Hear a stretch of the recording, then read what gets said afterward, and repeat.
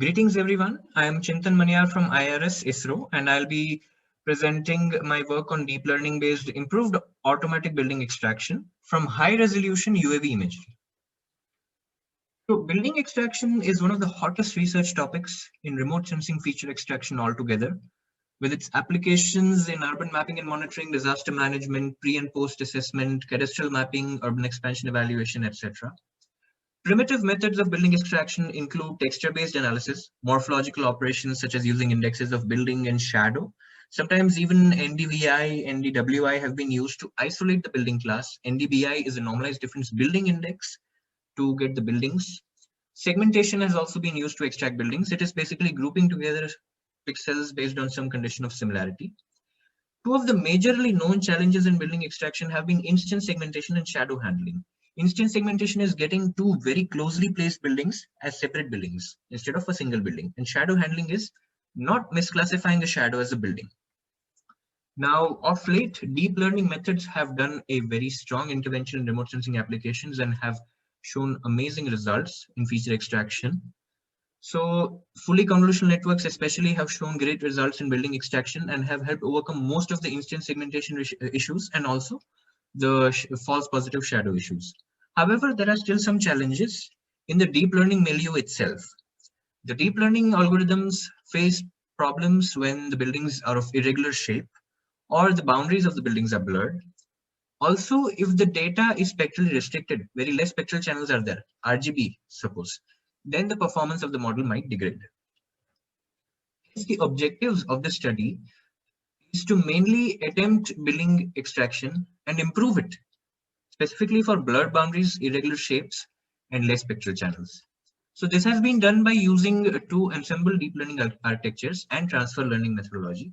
And eventually we also compare the result of the proposed method with the other benchmark methods for the same dataset. This is the dataset that we are using, area dataset. It is an aerial dataset with 30 centimeter spatial resolution, R, G, and B3 spectral channels taken from 5 cities from US and Austria.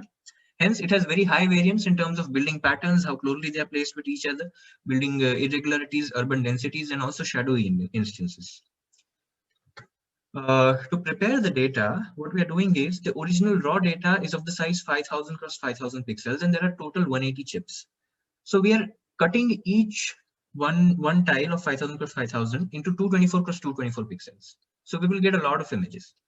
Further, we are filtering these 224 cross 224 chips by a filter called high label filter, so that all the chips of this size have at least 20 to 30% of buildings, that is depending on the threshold. This is to avoid the bias in the dataset so that the training can be done nicely. This is the proposed network architecture. It is basically a combination of FCN UNet and ResNet. The UNet has been initialized with the weights of the pre-trained ResNet, and we are getting a ResUNet architecture. To train it, we have 23,000 images for training, 4,000 images for validation. We first initialize the UNet with the weights of ResNet. We get the ResUNet. Then we apply transfer learning and train for building extraction for 30 epochs. And then eventually we evaluate the performance of the model. We are activating the network with ReLU and we are optimizing the gradient with Adam. To train the network, we are using a combination of loss functions. It is two loss functions. One is region based, that is dice loss, and another is edge based, that is the binary cross entropy loss. We are using a combination, a sum of both the loss functions as a combo loss to train the network.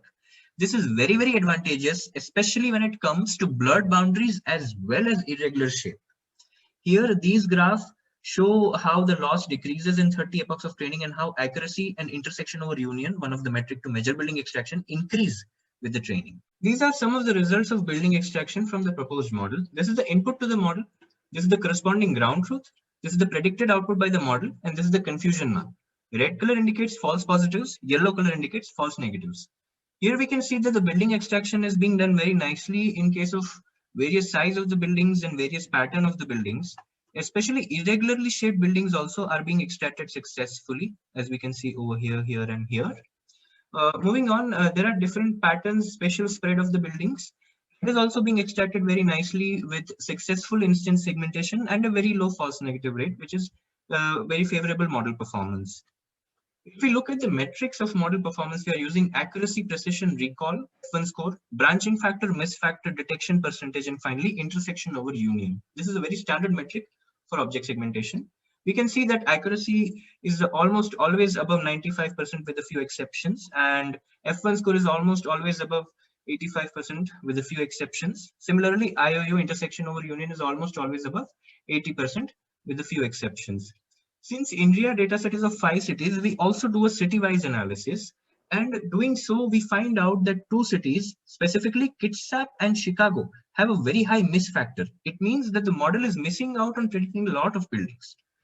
This is because of a very high false negative rate.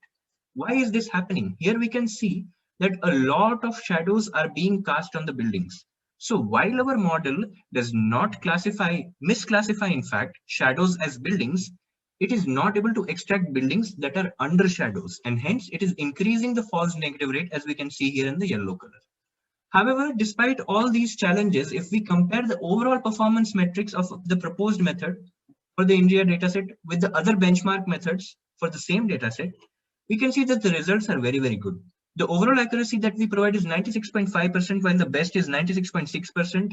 The mean F1 score is increased from 0.83 to 0.88, and similarly, the mean IOU is increased from 0.77 to 0.80.